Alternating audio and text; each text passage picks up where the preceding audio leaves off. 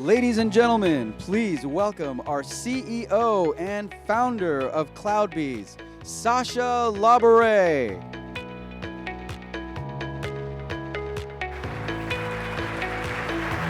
Hello, everybody. I'm so happy to be here with you in this beautiful city. You like Lisbon? Yeah. Good. I want to keep you awake, you know? It's very early in the morning, all right? All right, so we're gonna talk about very cool things this morning. We're gonna see some cool demo and so on. But I'd like to start by talking about innovation, all right? We're all involved in innovation. I think it's because human being always focused on creating things, innovating, going further. And what's amazing is the pace of innovation that's constantly accelerating, right? So 2.5 million years ago, Australopithecus started developing tools, the first tools. And it took pretty much that time, 2.5 million years, to go from the first tools to the wheel. 2.5 million years. From there, quote unquote, only 5,000 years to go from the wheel to the first controlled and powered flight, the Wright brothers in 1903.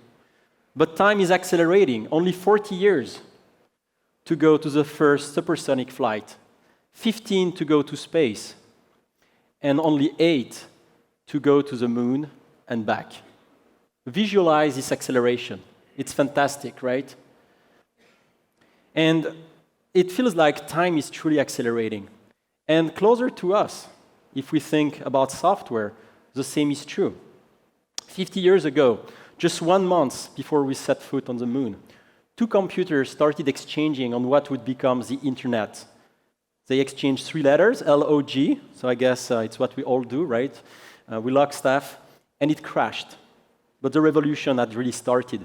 20 years after, we've got Linux and the World Wide Web. 15 years after, we've got the cloud, as we know it today, providing pretty much unlimited compute capability to anybody on Earth.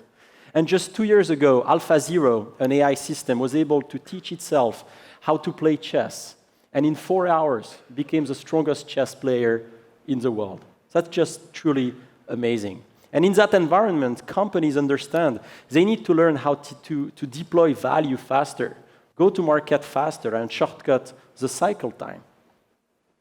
Just a few months ago, a small company called Tesla, released a new feature called Dog Mode, which makes it possible for you to keep your dog in your car while you're away. And somebody tweeted that there was a safety issue actually with that feature. And it only took 2 days to Tesla from that tweet to the time a fix had been released and distributed to hundreds of thousands of cars around the globe. Just 2 days. This is a new normal. That's just amazing. All right, so time is accelerating. We need to release value faster. So obviously, we can't talk about that without talking about Jenkins, right?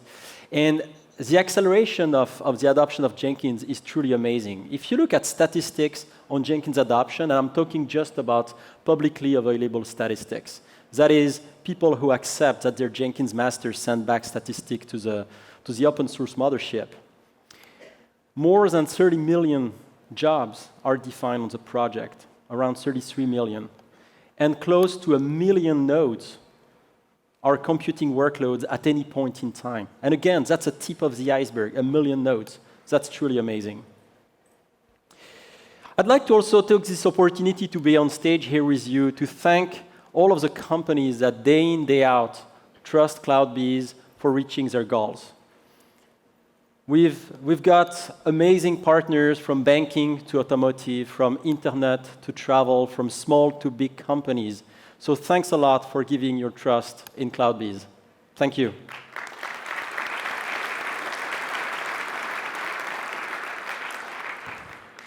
I'd like to also thank the more than 500 bees around the globe.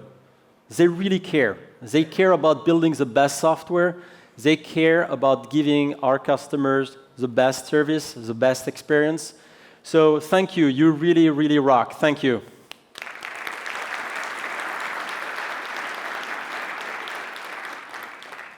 All right. So a lot has happened in the last few months at CloudBees, in the last year pretty much. First of all, Electric Cloud joined the CloudBees family.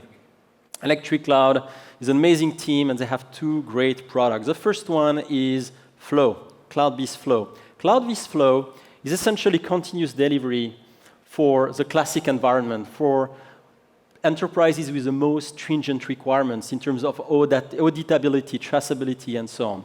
And it's an amazing complement to the Jenkins management offering we have.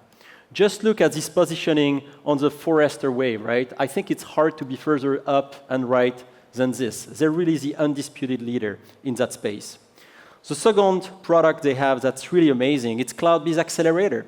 CloudBees Accelerator makes it possible to accelerate builds, massive builds, from just hours to minutes.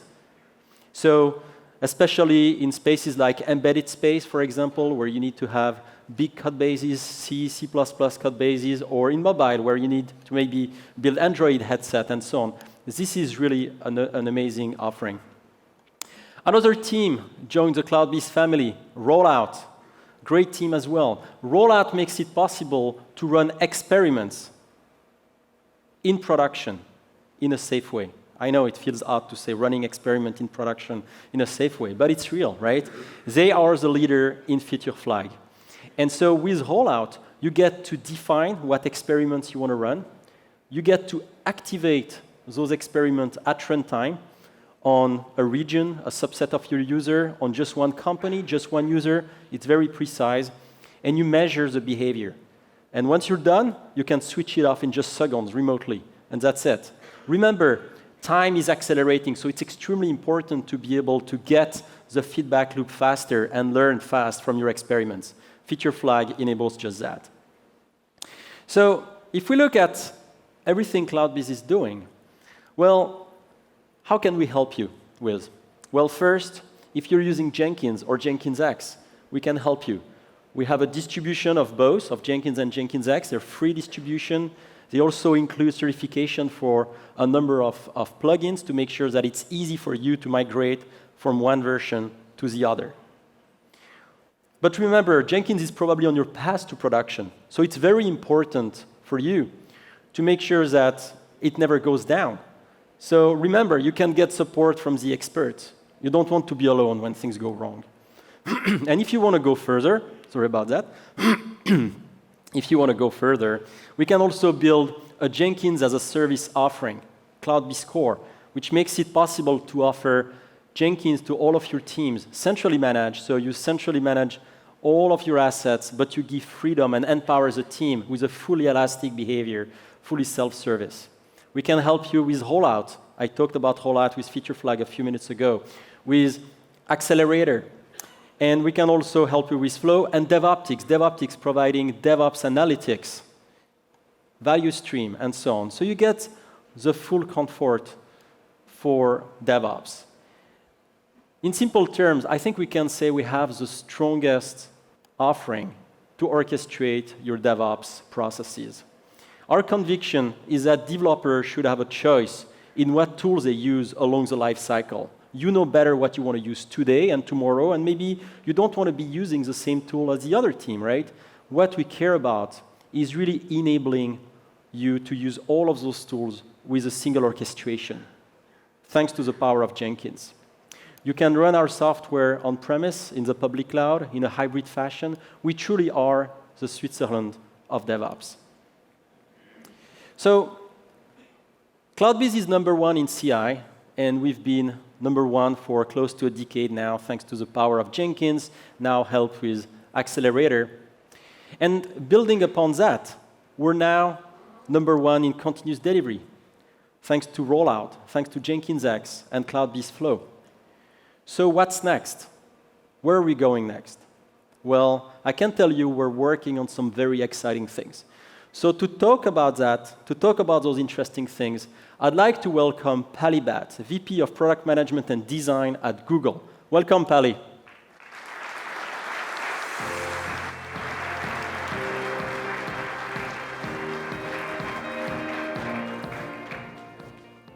Hello, Pali. Oh, great to be here.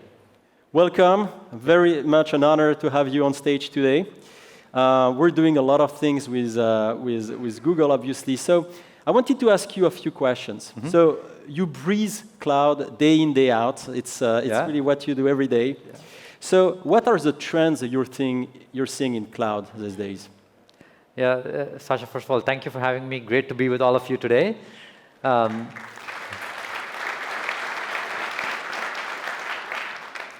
think the biggest trend that we're seeing in cloud is really one of digital transformation, where companies and many of our customers are looking to truly transform the way they're building products and delivering services to customers. Yep. And that's just absolutely gigantic, because it's going to remake virtually every industry product and service that we know and consume today.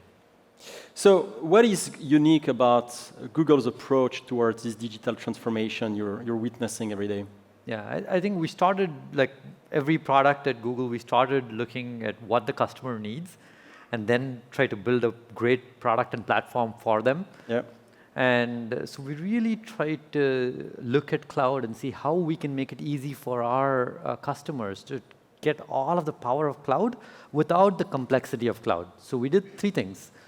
The first is we tried to get customers a way to get not just operational efficiency with cloud, but also a way to truly innovate. The second bit is we said, how can we actually take cloud and bring it on-premise as well? So you can seamlessly combine on-premise and cloud in a hybrid environment, and that gives customers the power to modernize in place. And the third bit, which was, again, truly important, is how can we give customers the flexibility of open, but with the power of managed services? Right. And so we really bring all of those things together for customers to make their journey to digital transformation much, much easier. Yeah, that's really good. So we're in Lisbon, in Europe. So what do you see that's different in terms of cloud adoption in Europe versus, say, in the United States? I think the biggest difference really is what we all enjoy, right? Whenever I'm in Europe, it's really so many different languages, cultures, food. I love the food in Lisbon, by the way. It's absolutely amazing. And many of our customers here in Europe are multinational companies. So they have to think about data, and they have to think about regulations like GDPR, and they have to think about where their data is being hosted, where their data is being served from. Very different in the United States, where you just operate as one country. And the nice thing about this is it gives us a chance to build all of these into the platform natively. And we just announced a whole slew of features around data and residency and regionalization just last week at our conference in London. And once we do all that, we see that this is then going to be useful in the United States. So in many ways, Europe is like leading the United States. See, there's regulations coming in the United States and California, et cetera. So we see much of these features being then used in other parts of the world. Yeah, that makes sense. OK, so we just saw a keynote from the Continuous Delivery Foundation. Open source is key, obviously, to this ecosystem. So what do you see as the role of open source in this big move towards cloud and containers? What do you think is the role of open source? Yeah, it's absolutely huge, right? At Google, we are big believers in open. We've made investments in open systems from virtually the very beginning of Google, with things like Android and Chrome that everyone knows about. But in the cloud space, we've invested in Kubernetes. You heard Tara talk about Tekton and our partnership on CDF. We've invested heavily because we believe these open systems are central to what the future of modernization and digital transformation is going to look like. Whether it's Kubernetes or Tekton or all of the other things that we're all working together on. Yeah, companies want openness, right? They want to be free to move yeah, absolutely. I think it's one of those things where, as we talk to customers, one of the things that I hear from customers all the time is they want to be able to use the best tool for the product. They want to see companies partner together and not compete. This is one of the things that you're going to keep hearing the theme on, where they want to see the journey to digital transformation and cloud be made simpler and less complex. And that's going to be really critical, and open is a central part of that. Yeah. And so Google is obviously known for this fantastic technology called Kubernetes, right? Yeah, yeah. Everybody talks about Kubernetes. It's really amazing. It's really the new operating system. But that's not the only cool technology you're working on. One of them is Anthos, and I'd love to hear more about Anthos. Yeah, and we're very, very excited about Anthos because Anthos is our hybrid and multi-cloud platform. What that lets you do is take any application or workload, deploy it once, so you modernize in place, you deploy it once, and then you can seamlessly transition this to any environment you want, whether it's your on-premise system or in the cloud. It doesn't just have to be Google Cloud, it could be any cloud. So we truly embrace a multi-cloud approach with Anthos. And Anthos is built on this open framework we talked about. So it's built on our managed Kubernetes service, which we call Google Kubernetes Engine, GKE. And it uses a number of things around Anthos service mesh, configuration management, makes a whole lot of things very, very simple. We also have a really cool marketplace that we're partnering on as well. Yeah, so what's amazing, and the engineer in me is waking up when I hear that. It means I can go on the Google console and see multiple clusters. Yeah. And actually, some of them might be on-premise, some of them might be on other clouds, some might be the normal Google Cloud. It doesn't matter. I can just move assets, and I don't need to manage everything. You own it all, right? You manage it all. Yeah, absolutely. And then the cool thing about that is, think of that almost as like cloud made easy, hybrid and multi-cloud made easy. And what you do is, from a central control panel, you can look at all of these different clusters or services and then start managing them, monitoring them. So it just gives you like one command center for all of that. So it's really cool for our customers. Yeah, that's great. So we have a partnership, CloudBees, Google. First, from an engineering standpoint, we're putting the Google plugins, Google Cloud plugins in our distribution. We're also working very closely with you on Anthos.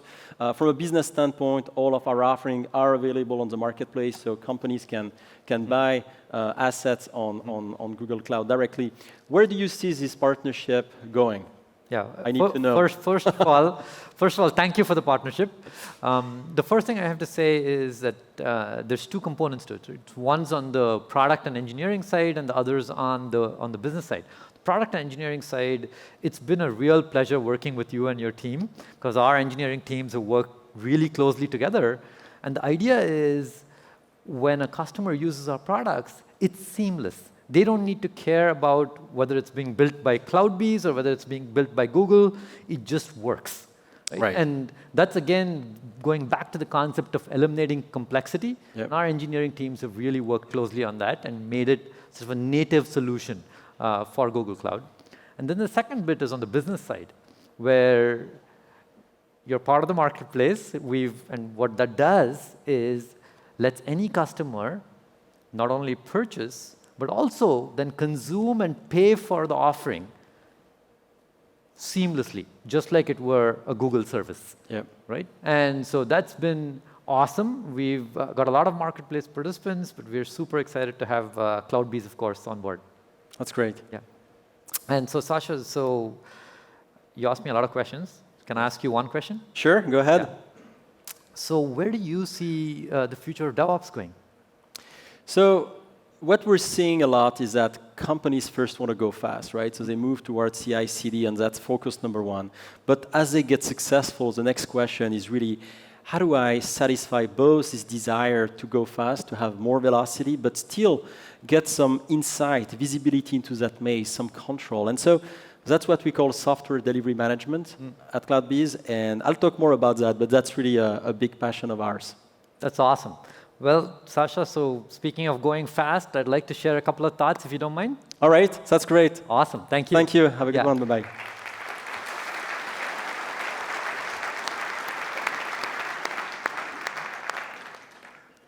Yeah, at Google, we really care about moving fast. It's been one of our fundamental philosophies from the very beginning. In fact, for many of our products, we can make largest products. We can make hundreds of changes every single day. And what we wanted to do was really start bringing all of this knowledge along with best practices to the industry. So as part of that, we acquired Dora last year, which does DevOps research and assessment. And this is one of the results was in the book Accelerate that you heard about. And what we're doing is really assembling a set of principles so every team and all of you can operate just like we do at Google and be able to move fast and actually move faster without breaking things. And that's really an awesome thing to share a little bit more about how we're working on that jointly with CloudBees. I'd love to just welcome Moritz on stage.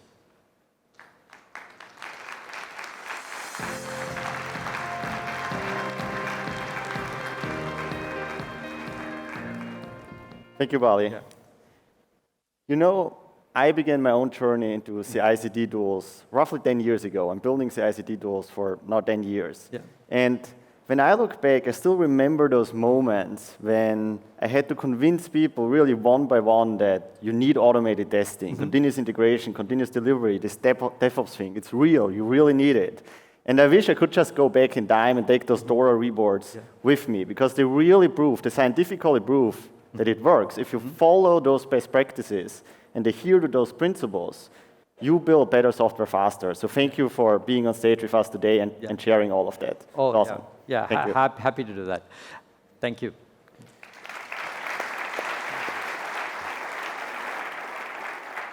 Good morning, everyone. Wow. I have to say, I'm quite impressed. One thing I didn't imagine 10 years ago is that one day I could be on stage in front of, I don't know, maybe 900, 1,000 people and talk about continuous delivery. That's truly, truly amazing. So thank you for being here today. So I work for CloudBees, and we thought quite hard about continuous delivery and all those new technologies, Kubernetes as well. And the question we asked ourselves is, how did all those principles and best practices and all those new technologies, how do they impact our products and tools? And initially, we were like, well, we got something that's working. We have our existing tooling, processes, and workflows. We have something that's working, so why change it, right? If it's not broken, why fix it? I'm pretty sure some of you have been in a similar situation. And that worked. It kind of worked. It worked for our existing applications that didn't change much, where we maybe did a lift and shift to the cloud, but we didn't fundamentally alter the way those applications work. So we also didn't fundamentally change the way we work. But what about those new applications? Applications where you can start from scratch with a blank sheet of paper, use all the latest and greatest technologies out there, and follow those principles and best practices, do continuous delivery from day one, do it right. What we realized is, in this new world, taking our old tools, our old processes and workflows with us, and forcing them into this new world, didn't quite make sense. It didn't quite work for us. The world changed, and so we have to change and evolve as well.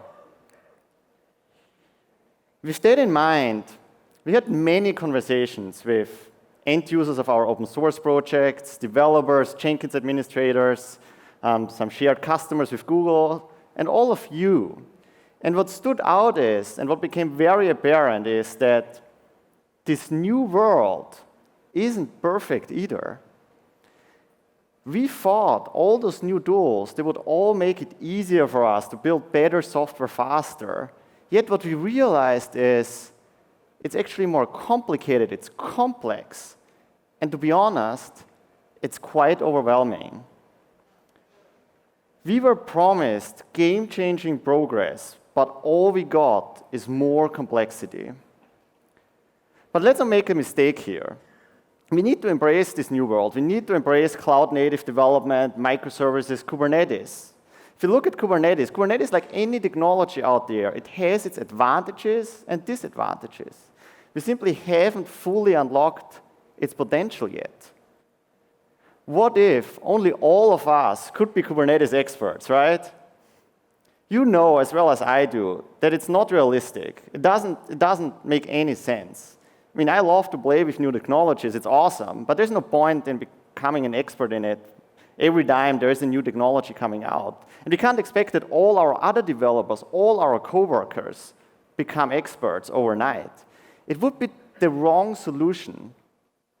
What we need is, we need to simplify it. We need to simplify cloud-native development. We need to remove the obstacles that prevent us from doing our work.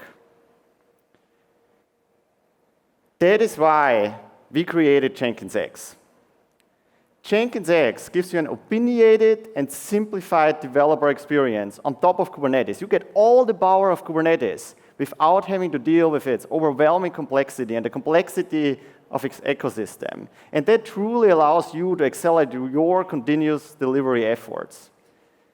And that means that you can focus on building new applications, differentiated capabilities, new features, and create more value for your customers. Creating more value for your customers is all that matters.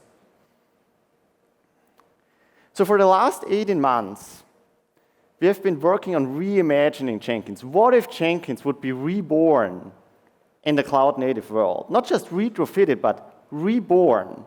And in the journey, we looked at the Jenkins community, the Accelerate book, the Dora reports, for inspiration every step of the way. Jenkins X is Jenkins' spiritual counterpart for the cloud-native world. Like Jenkins, Jenkins X is open source. It's part of the Continuous Delivery Foundation. If you look under the hood, it's a completely different code base. Jenkins X is built for Kubernetes, so we heavily leverage Golang and other open source technologies like Tekton to do the underlying pipeline execution. Yet, many of the concepts we all love in Jenkins, like its extensibility, they are all there in Jenkins X as well. Now, let's go back to the principles Bali talked about and take a look what Jenkins X does in detail. All those principles, we took them and we built them right into the product so that you get the benefit of those principles out of the box.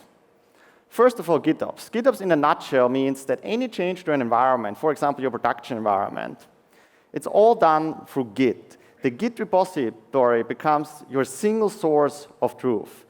It enables you to test all those changes, collaborate with your colleagues in a pull request on it. It creates transparency, and it also creates an audit trail for all those changes. Who did what when? It's pretty awesome. And every change to your application that you test and deploy with Jenkins X, it's leveraging GitOps under the covers. Secondly, continuous integration and delivery. We talked about it quite a bit today. I think you get the theme. Jenkins X does the ICD out of the box. There's no need for stitching together two solutions anymore.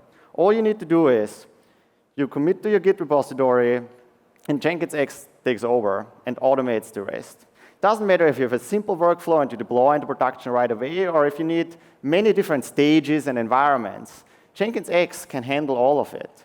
And thanks to Kubernetes and the power of Kubernetes, we can give you parity between all those environments, which makes it really simple to not just promote from one to another environment, but also to roll back.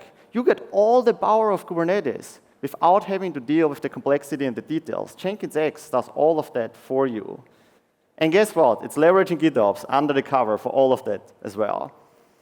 And last but not least, probably my personal favorite, Jenkins X gives you an automated preview environment for every pull request.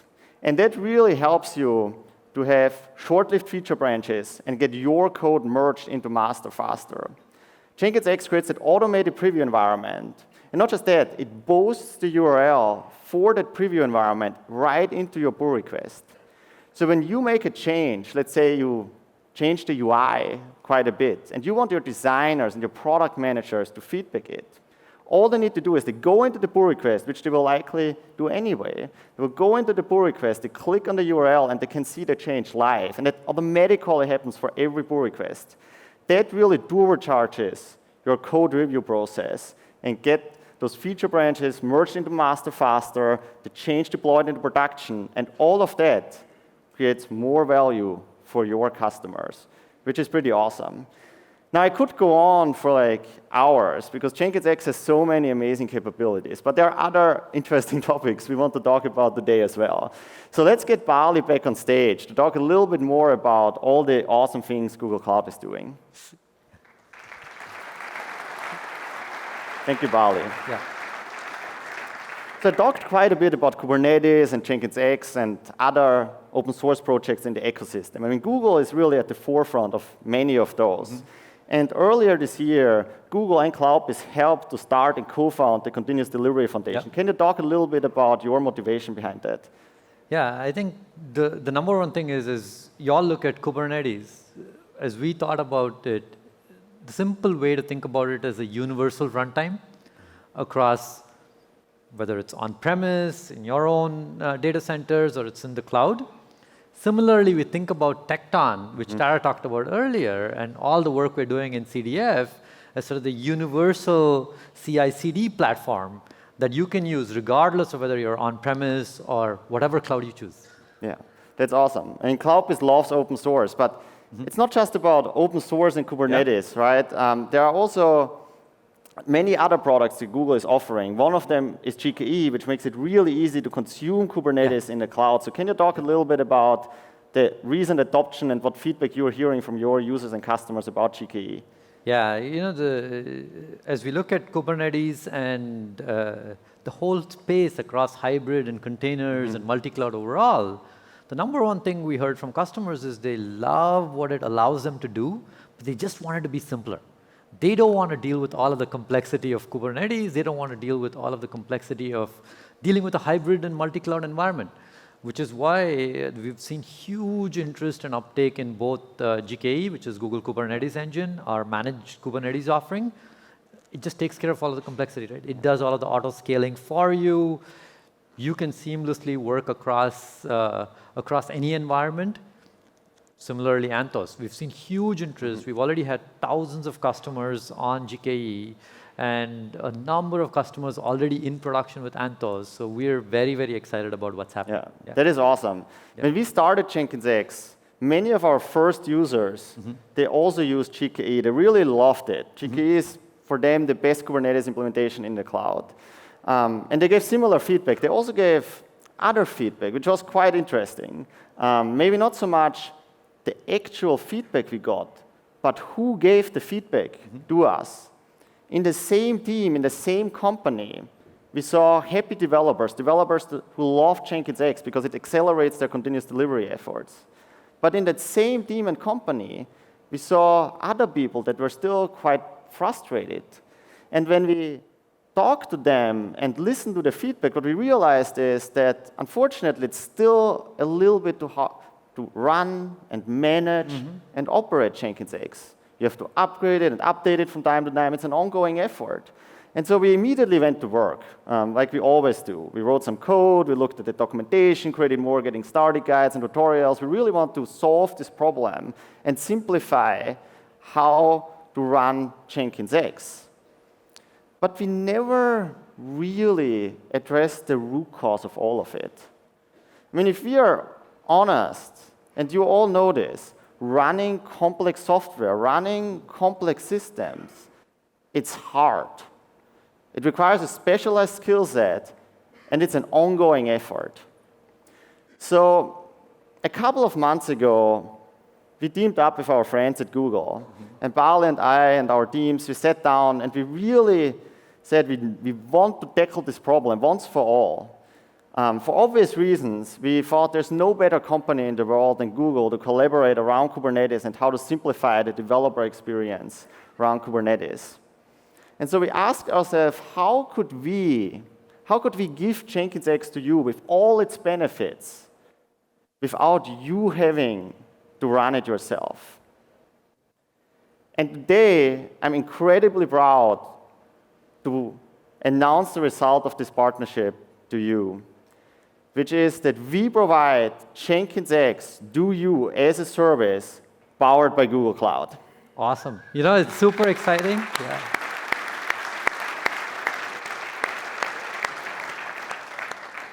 First of all, I just want to say it was an awesome collaboration, and the idea behind this is to just make CI/CD simple for everyone with Kubernetes, and you'll get this with this solution. It's awesome. Great Thank you, collaboration. Bali. Yeah.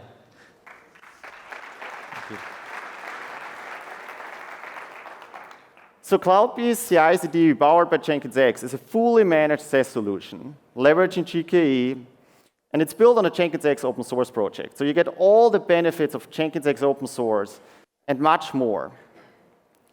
All of that is completely managed by us, so you don't have to worry about running Jenkins X yourself anymore.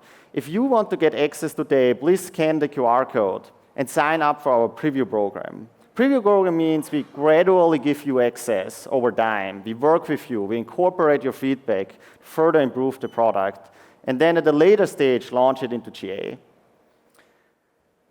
But that's not all, right? We just announced a new product. It would be quite boring if all we do is slides and talk a little bit about it, right? We are developers, so what we want to see is the actual product, play around with it, or at least get a demo. Who wants to see a demo? Awesome, awesome. So please join me in welcoming James Rawlings, co-founder of the Jenkins X open source project and principal software engineer at Cloudbase, to the stage to show you a little bit what Jenkins X and the new SaaS solution does for you.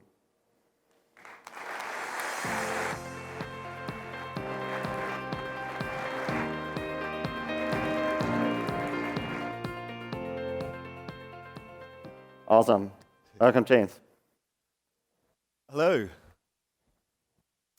So welcome to Cloudbase CI/CD powered by Jenkins X. So we don't have much time, but that's okay, because with just a few minutes, we're going to show how easy it is and super simple to be able to start building, developing, and running software in the cloud. Here we can see in the dashboard, we've got a list of workspaces. Now, a workspace is an isolated area where teams can collaborate. Creating a new workspace is super simple. With just a few clicks, we can create and provision out a fully managed CI/CD platform on Google's container engine. Including in this with Jenkins X is Tecton for cloud-native CI/CD pipelines, Vaults for secrets management, and everything else that's needed to get started with cloud development. We can see here we've created our dev tooling workspace. We already have an existing one for the common services. We could connect via the CLI. We can also look at the infrastructure views actually on Google's Cloud Console as well. But for this demo, we're just going to focus on the dashboard.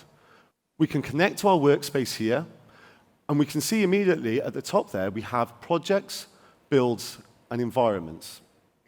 Now, initially, what we've set up out of the box, we have these initial projects. We have one for staging, development, and production. This is because we encourage for GitOps. So every single project that we can see here represents a Git repository. So any change that goes into any of these environments actually goes via Git. We can also see we have a Node.js application that's already been created. This was created before using JX import.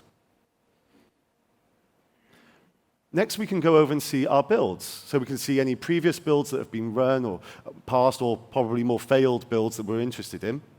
And now we also have our environments. These are our out-of-box environments that we have today.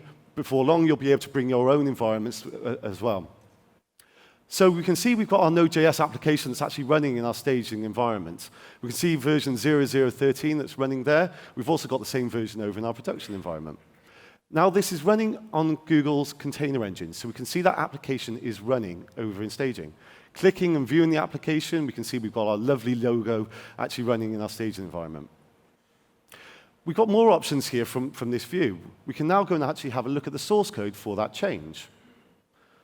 So clicking this, go over to GitHub. We can see we've got our tagged released version that's for that source code that's running in our staging environment. Now, we can see we've actually got a pull request that's been opened. When we imported this application, we set up the automated CI/CD for this project. So when we have our awesome UX designer from Josh South, he's actually created a pull request. We want to actually go and view and run tests for our automation of our CI. Now, I don't know about anybody here, but reading a pull request of an SVG file change isn't too easy. So what we want to do is be able to actually review this change for real. We want to actually deploy and run this change. So using the automation that we have through Jenkins X, we can actually trigger our pipeline, our automated CI, and this will actually build and run and deploy this application, that change, into a temporary preview environment, as Mo described. So here we're using chat ops on our pull request to trigger the CI builds, so we're OK to test. Here we can see our build has been triggered. So heading back to the dashboard, we should be able to view our build running. Here we can see we've got our PR9 of the first build that's been triggered for that pull request. And this is Josh's change that's actually being built. Again, this is using cloud-native pipeline executions from Tecton. This is super fast, super reliable, and cloud-friendly. We're building that Node.js application. We're building a Docker image using Canico for nice, secure Docker image building, pushing the image to GCR, creating a temporary preview environment, and deploying that change in. Now, we've sped up the demo just here slightly as DNS propagated, but we've actually shortened that. But this is actually building and deploying and running that application in this preview environment. So you can see on the pull request, the automation has actually commented back on the pull request and said that application is running now in our preview environment. So we can go and actually have a real look at what Josh is actually proposing as a change. OK, that looks a little bit better than reading that SVG file on GitHub. Comparing to our old one, our old image, and our new one, we can trust the UX designers have actually done a better job at this. So let's go ahead, and we're going to looks good to me this change.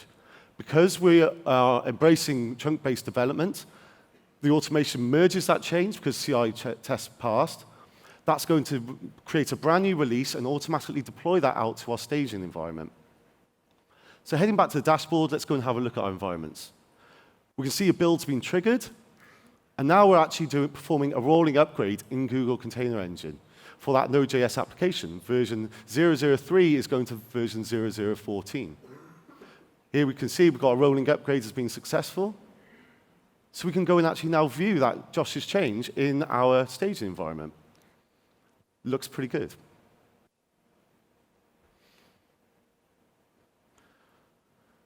So to complete the full cycle, we now want to promote this change into our production environment.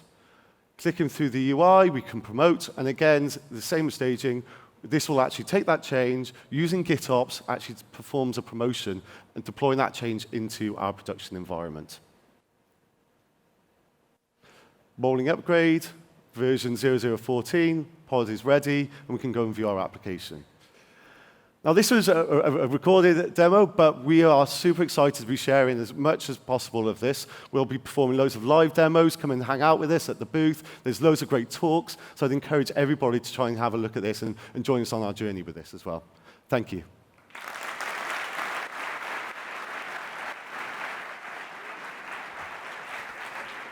Thank you, James. That's really, really cool. We're very excited by this. All right, you still like Lisbon? Yeah? I need to keep you awake. Come on. It's early, right? All right.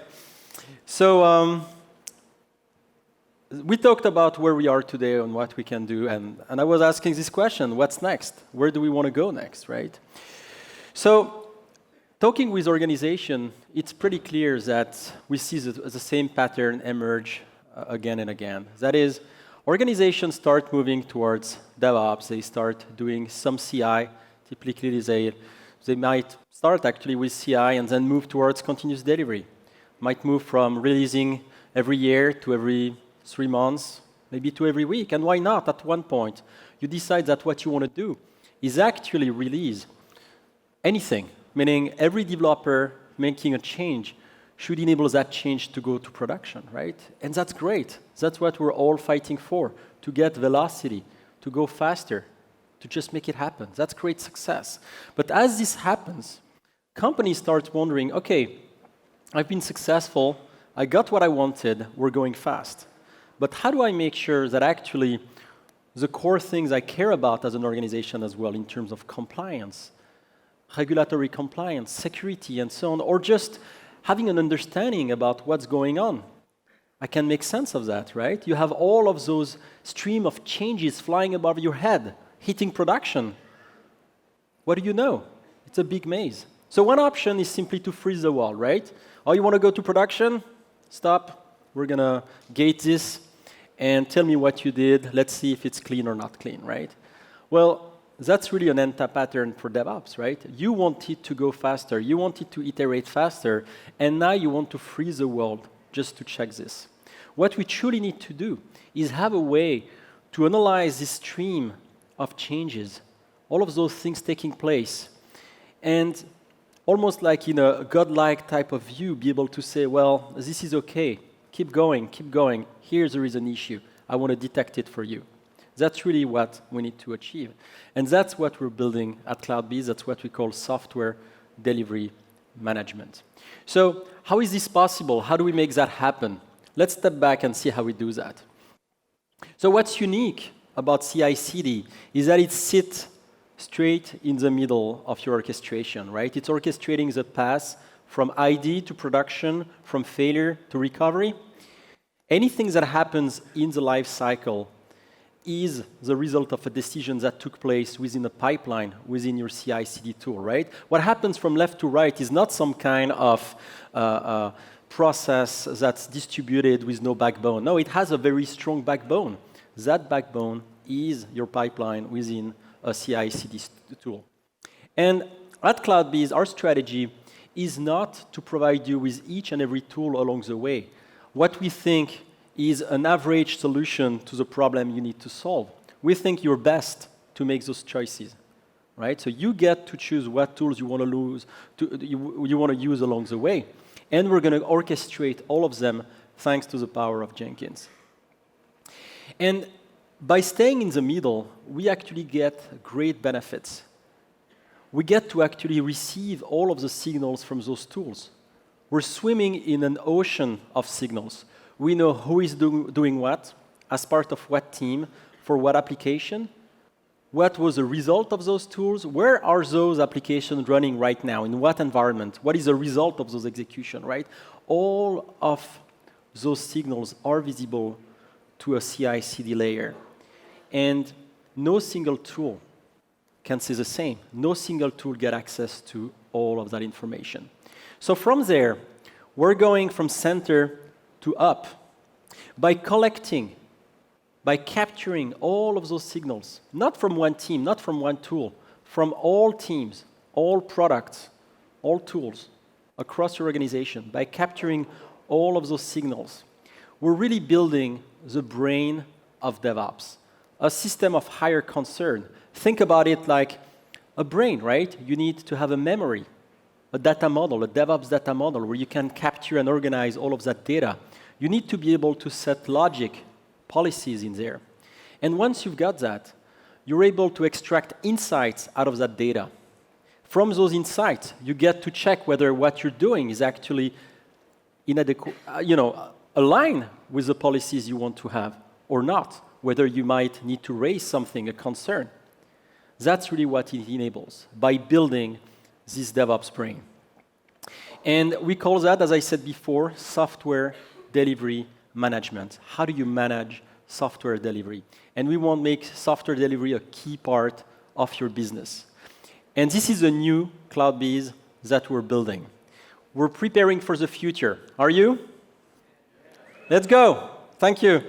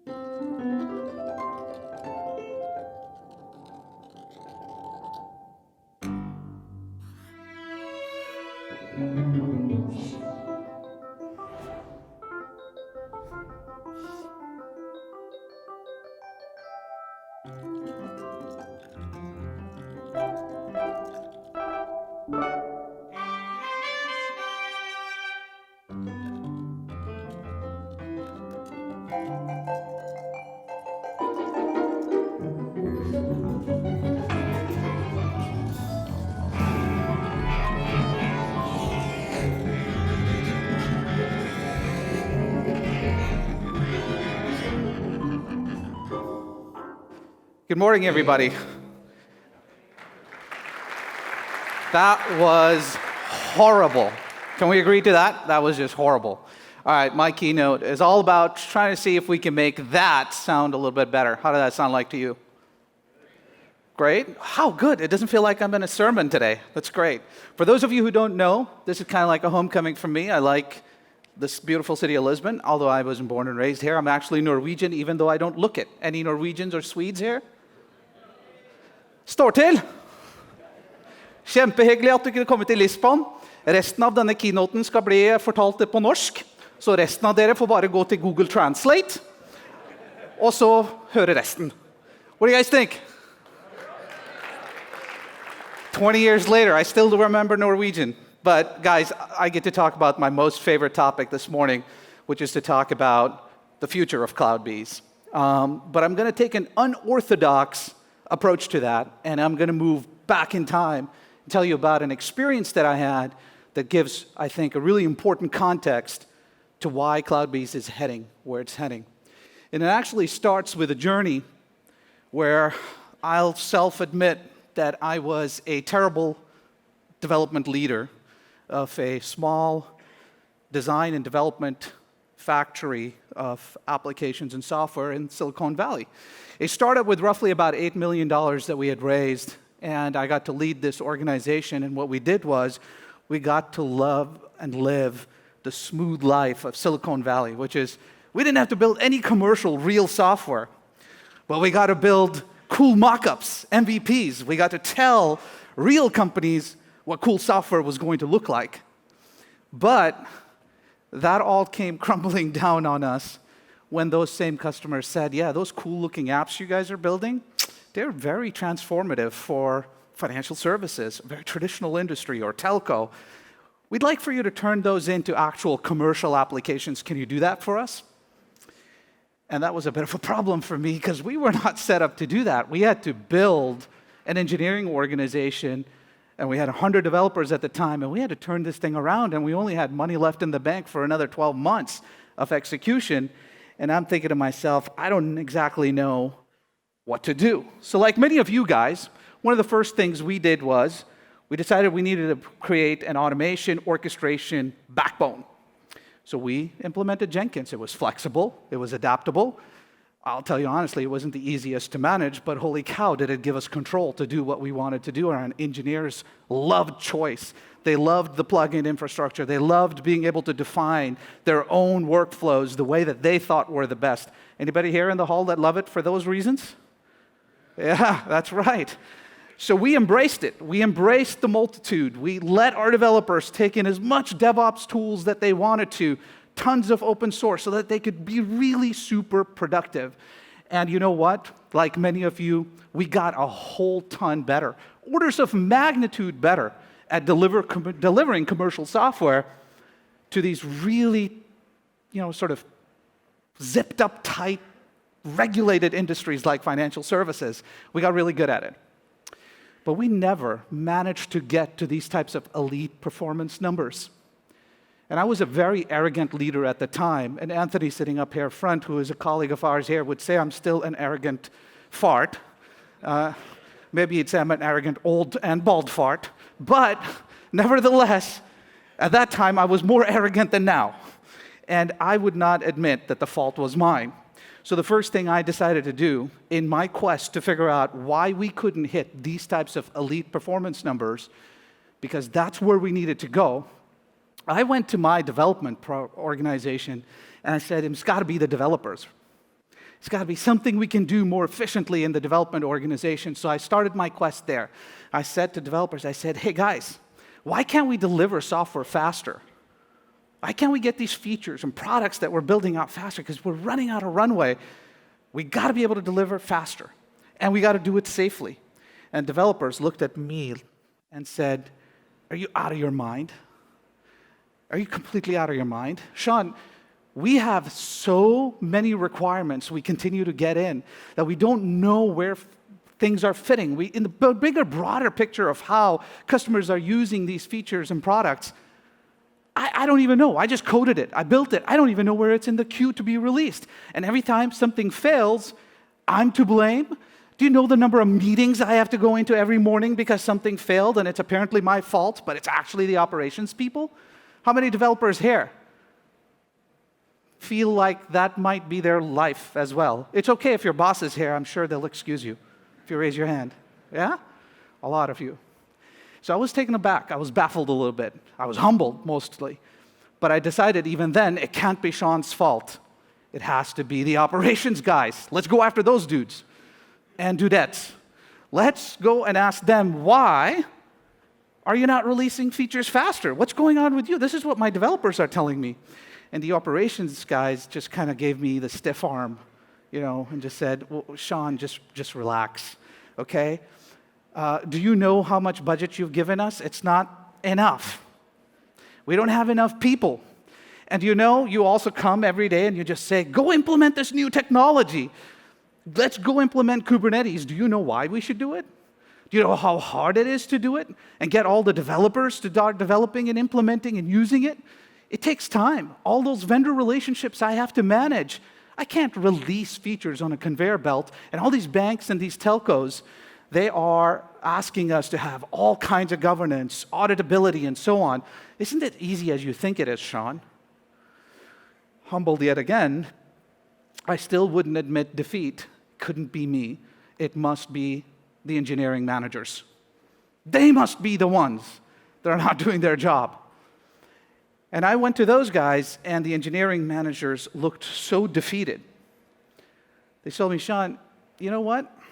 I understand what you want. You want to deliver features faster, and you want to do it more safely. We get it. But do you know how much time every morning I have to figure out to spend, how many tools I have to jump in to gather simple information like where a feature might be stuck, why it's stuck, which developer was it, whether there's somebody on vacation, which customers are impacted? I nearly don't have the time. I'm doing my best, but I can't go any faster. Any engineering managers in the hall that kind of feel that pain at all? Yeah. A few hands going up. I see you guys are very shy. Don't worry. It's okay. I started the vulnerability chain.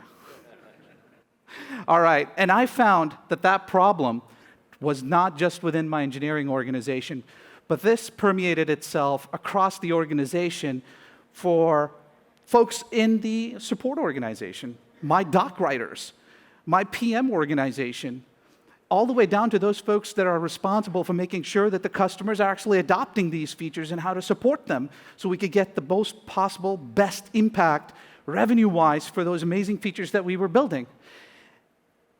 Now I sat down and I was like, what could possibly the root cause of all of this be? And that's when I realized it's because my organization and teams are completely disconnected from each other. Not only are they disconnected, but their processes work well in their silos, but they're not common across the organization. I found that data from the various DevOps tool chains where all this information was hidden, all this insight into my development operations were locked in, was also disconnected. And what I was looking for, where I wanted to go, was to be far more seamless. Be more connected with the rest of the organization. Not just dev and ops, but the entire organization. Okay, that's where we wanted to get to. What was our solution? So we decided the way to go about that was to create a data lake. Why not? Let's create a common data lake. We decided to put a Elk Stack or Elasticsearch backend.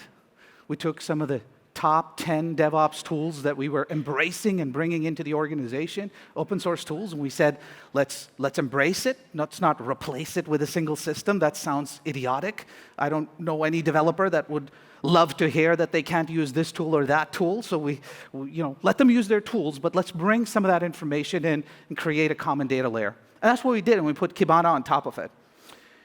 And something just absolutely remarkable happened. The number of retrospective meetings went down. The amount of time it took to identify a fault went down. The speed at which we started to move features out the door safely went up. Why? Because we had democratized information from this entire suite. And this led our revenue curve this way, and we got acquired. So thank God, a good end to the story, right? So I went home, I had some time off, and my wife started giving me all these lists of things to do around at home, clean the gutters, paint the walls, and things were nagging at me. I'm like, we did something really good, but there's more to that story. And that's when I got a call from Anthony. our sales leader in the organization. He said, have you taken a look at CloudBees? What are you doing next? And I was like, well, what I'm doing next is I'm going to Home Depot. I'm going to buy some tools, and I have some work to do at home. I don't know what CloudBees' connection to that is, but Anthony's like, there's more to this connection. Take a look at what we're working on. And turns out that CloudBees was working on this new category of software they had called Software Delivery Management, or SDM. And what it does was, what it does, as explained to me at that time, was, hey, listen, we think we want to take all of this data that sits out there in the systems, and we want to bring it together from the entire DevOps toolchain, and we want to put it in one place. But it's not just a system of insight, it's also a system of record for certain things. We come to the conclusion that it makes sense to take all this DevOps data and start collecting it together by product, by feature. So maybe we can create a system of record for that. But it just doesn't end there. We need universal insight and connected processes. So we need to engage with these, because these processes that are locked into these various tools, we can combine a process at a higher level and connect these teams so we can get these functions all collaborating more. These are 4 very important principles of this category of software. That's when it hit me. That's what I would have done next if we hadn't gotten acquired. That's exactly what I would have done next. And that's where CloudBees is going next. And I'm super excited about announcing CloudBees SDM platform that's available now in preview. What it does is, it has a unified system of record that doesn't replace your DevOps toolchain. It doesn't replace any of the tools you have. It embraces it, but allows you to bring all the data and some of the artifacts from those systems, bring it in and put it in a unified system of record that allows you to get universal insights through a query and reporting engine. Not only that, it also gives you a policy engine so you can set auditability, rules, and governance and workflows through the process and workflow engine on top of that unified system of records, so that it spans your entire software delivery value management lifecycle, from a single small idea all the way through to the end when the software is delivered. And guess what? A really great extra advantage of that is, for fun's sake, how many of you are math majors? So I can bullshit my way through the next section? No. Okay, there's 3 or 4 of you, so I can't do that. I'll have to be real. The idea here is, if you have data connected in a unified system of record, what can you do? You have an array of data. And that array of data has what? DNA markers in it. What does that mean? It means I can do regression analysis. Being able to do regressive analysis on my entire idea to feature adoption flow can do what? I can do things like machine learning. I can do statistical analysis. I can see where things usually get stuck.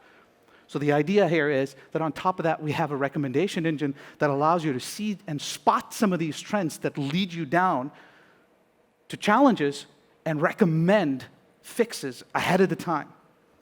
That is some of the things that we're building to create that common language that all teams in the organization can use. We believe that is what makes software delivery in a traditional organization that wasn't a software-first company. It makes that organization a software-first company by turning the software development process into a core business process. That's what we believe in, and that's where we're headed. Seen slightly differently, what that means is, think about all these artifacts that you have today, that you're probably creating, that are siloed and locked in with its own process, with its own data, whether it has to do with metrics or your stories that you're defining, whether it has to do with observations around deployments or your CI/CD runs or test deployment runs, where they failed, why they failed. All that data can be captured, and it's already going in to your Jenkins server today, to your automation and orchestration layer. We can use that information and move up, like Sasha said. And that's precisely what we're doing. Now, that's where we're heading in the future. But that doesn't mean you can't get those benefits today. In fact, with our acquisition of Electric Cloud, you can do exactly that. You can get those benefits today for a more limited part of the SDLC that we're focused on today, which is the build, test, delivery cycle. Many of you might be using Jenkins, or might in the future use Jenkins X, might be using Core. Whatever that CI/CD workflow is, you're capturing a whole bunch of those signals from your DevOps toolchain already. you can use the unified system of record inside of Flow to combine that information and use DevOps Insight to get a complete view all the way through the observability. You can do that today. And this is a fantastic way of taking the principles of SDM and its category and getting started with it today. But with SDM in the future, you take everything you built today and you expand that with the platform to go all the way from the research stage, all teams in the organization, through to market, sales, support, the ROI, the ever question that everybody wants to have an answer to, which is, what the hell is my ROI on that feature? How much revenue am I generating because of that product? How many of you get that from your leadership? 0? It's starting to feel more like a sermon now. We're not in church. 1, 2, or 3 of you back here. Okay. That's where we're headed. Now, we believe that that can make a difference. Let's take a look what we believe SDM, the category of software, can do to that harmony that we saw earlier.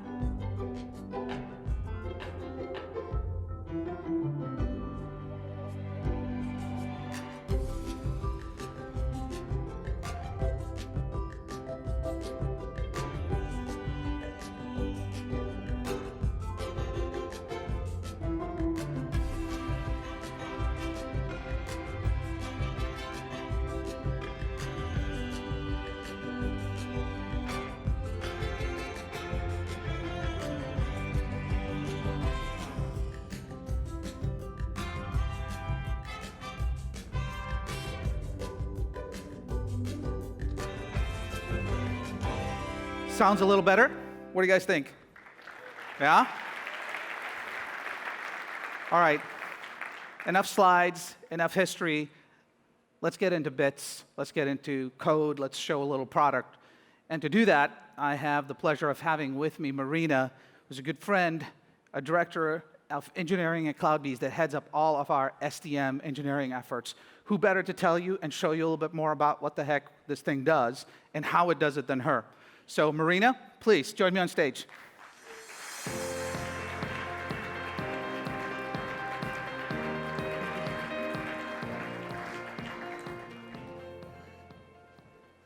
Thank you.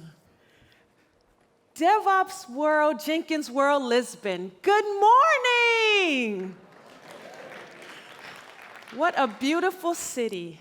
I am so excited to present to you the CloudBees platform for software delivery management.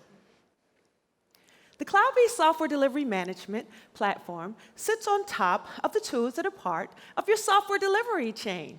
It integrates with the tools that you already use, connecting and aggregating the different data through a common data model while allowing you to extend the data model to support your way of working.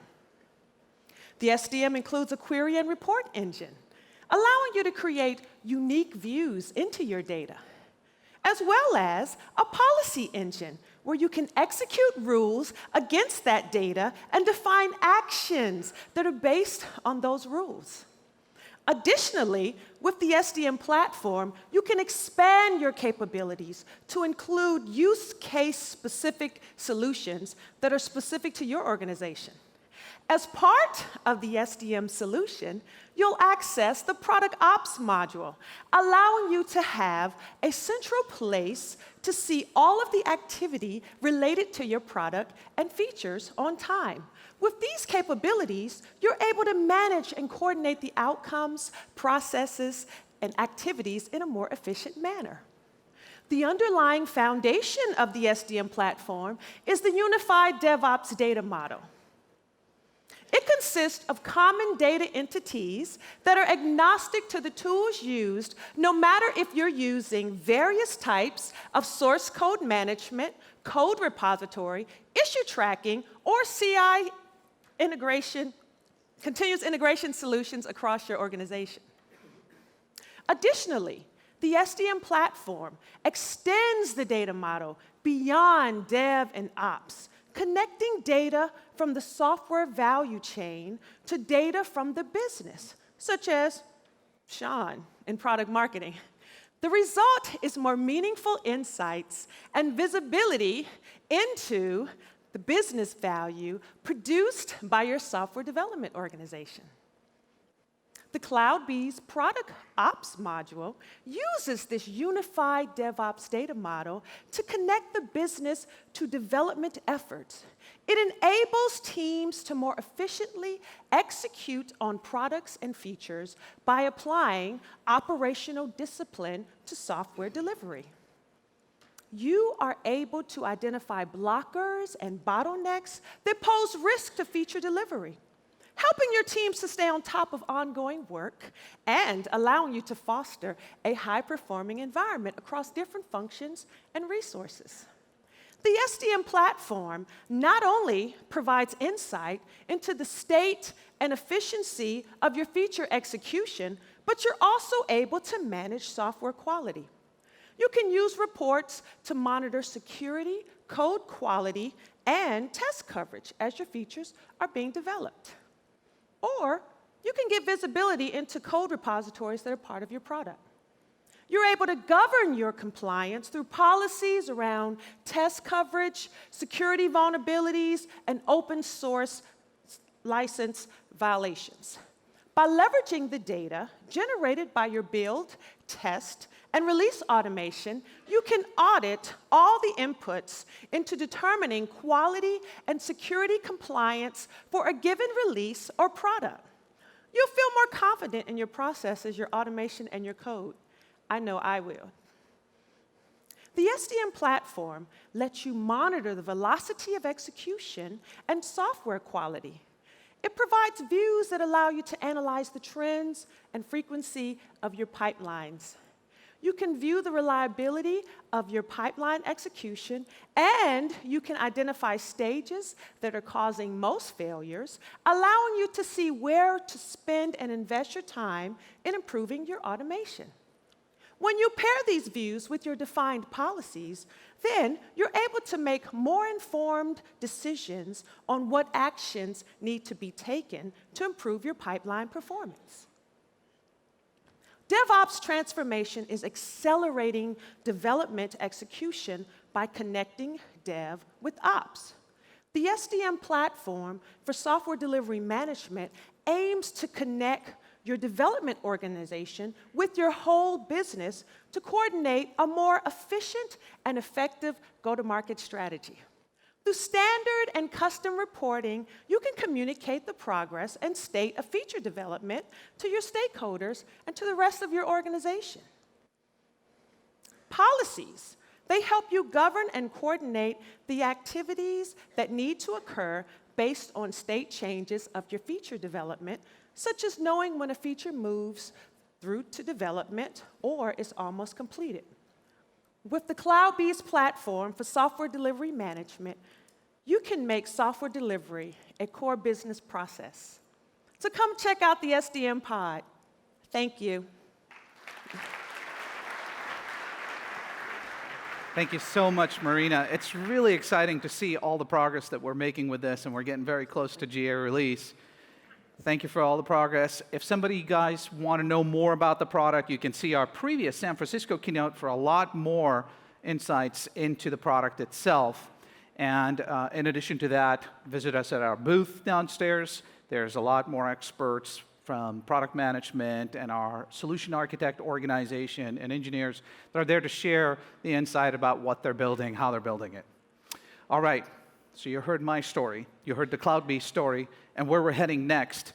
I'd like to invite a thought leader on stage. I've had the pleasure of working and talking to this person a few different times, and every time I come to Europe, I absolutely love his insights. He is really a transformative force at his organization. He's taken his organization through a tremendous amount of change. I consider him a DevOps leader from BNP Paribas. I'd love to get Riyadh on stage.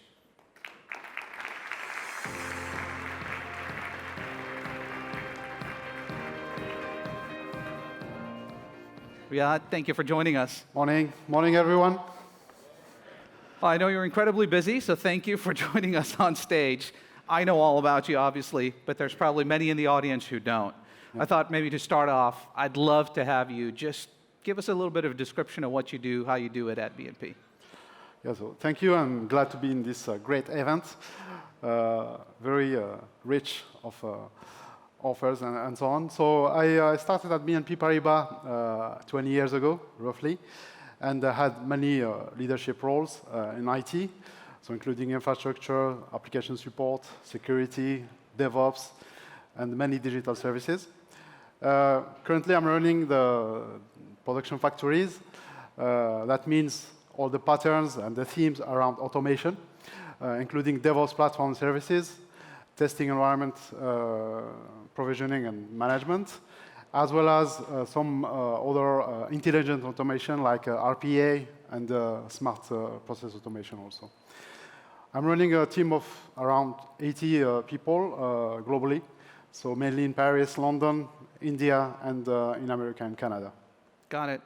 Well, thank you for sharing that. So you heard us talk about the pains and the challenges of scaling DevOps and scaling those efforts across the entire organization. How have you sort of met those challenges and overcome them at BNP? Yeah, so as you may know, BNP Paribas is a large organization, a very large organization, 200,000 employees, 80 countries, many business lines, millions of customers, and also a lot of diversity in terms of technology. So we have old legacy monolithic systems and also some cutting-edge technologies. We have a lot of type of organization, global teams, local teams, waterfall organized teams, agile, extreme agile, etc. Even some commando, what we call commando developers. Right. So that brings a lot of mixture inside the organization. So even though the DevOps platform and services and tooling is adopted and is moving very fast, it's a given, I would say, and irreversible move. However, what is missing and what we are focusing now is to make some glue between all this tooling and not just see DevOps as a set of tools and practices. So currently what we are focusing on is to have this end-to-end view and workflow in order to be able to see from planned services to aftercare what's going on. Right. So the challenges aren't as dissimilar to what I was facing, and many of the organizations that are here in the audience are probably facing as well. So how do you think SDM then can and will address some of those pains? Yes, as I previously said, we are having these similar issues that you faced in your history, and also I'm sure a lot of organizations are facing. So of course we are not sitting just watching the game, we are doing things. However, a tool like SDM, what I am aiming in this kind of tools is to provide out-of-the-box functionalities and also have the power of engineering from CloudBees and also the community to make these tools really adopted quickly and being really able to plug a lot of many tools, DevOps, on the DevOps area, and also having this kind of data model, it brings a lot of, I would say, endless opportunities, like in the future, machine learning, forensic, AI, and so on, and self-healing to help the DevOps platform really to be powerful. Right. We look forward to working with you and getting you guys going with it as well. One last question before I let you go. Where do you think DevOps is heading? Yeah, so I think DevOps, as I said, it's now, in terms of tooling and practices, it's a given and it's irreversible. And it has been the best way to bring collaboration. It started with Dev and Ops, but now it's becoming more a collaboration. It's opening the collaboration with customers, with business. And we see that the software delivery is becoming really a core business into even in the banking industry. So I think for me also is that the DevOps is not only about moving fast and automating, etc. It's also about reinforcing security. In organization or in domains or areas which are highly regulated, like banking, there is a lot of expectations in terms of traceability, quality, etc. So, and this is why now it's becoming very democratized, I would say, the DevSecOps, the privileged access management to be plugged into the tooling chain. And the DevOps, for me, it's becoming an opportunity for organizations to be more secure also. Right. And also, I want to give some analogy, because I'm coming from the investment bank background. So on the investment bank, we have the trading activity, which is going for centuries, I would say. And until the last 20 years, it was more what we call voice trading, so traders dealing with each other on the phone. Then, in the last 15 years, there was a fast move and a revolution to electronic trading, which is, I would say, trading as code. So this move, of course, was to boost the profits, and it did.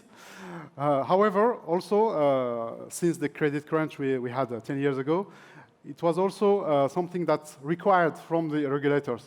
In order to have this data, because the trades are automated, that brings data to be exploited by regulators.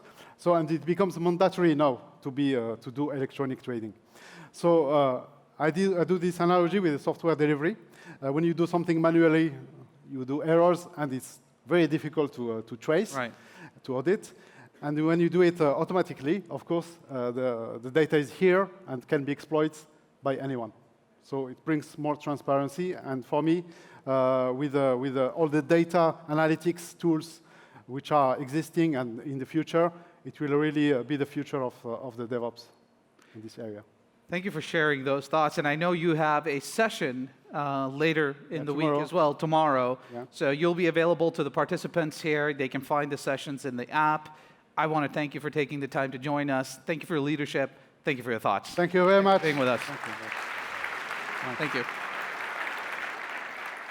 All right, guys, that brings us to the end of the keynote. I want you to be aware of our preview program. We're launching it here in EMEA as well for SDM. You can go to that link, cloudbees.com, join. You can go there and sign up to be part. We're having a staged sort of execution of this preview program, so not everybody is aligned into the system all at once, but with every release that we have, the more stable the product gets, the more users we can allow onto the platform. If you should be interested in that for your organization, please join us. And as a last nugget before you leave, we think SDM can do more for your developers as well as your customers. So take a look at this outro video. Thank you. That's all from me. Enjoy the rest of your conference.